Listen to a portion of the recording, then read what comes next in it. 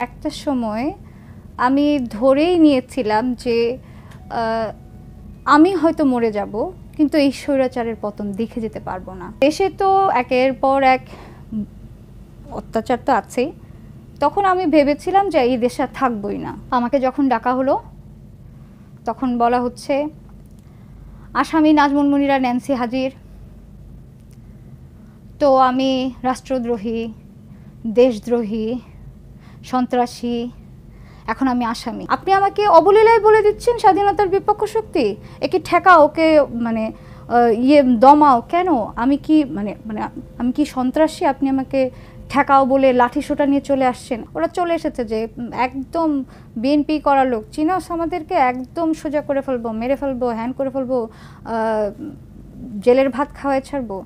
এরকম হুমকি একটা মানুষ কতদিন নেবে? আপনি নেবেন? অনেক পুলিশ 15-20 জনের মতো এরকম গিয়েছে এবং গিয়ে আমার ভাইকে তুলে নিয়ে আসবে।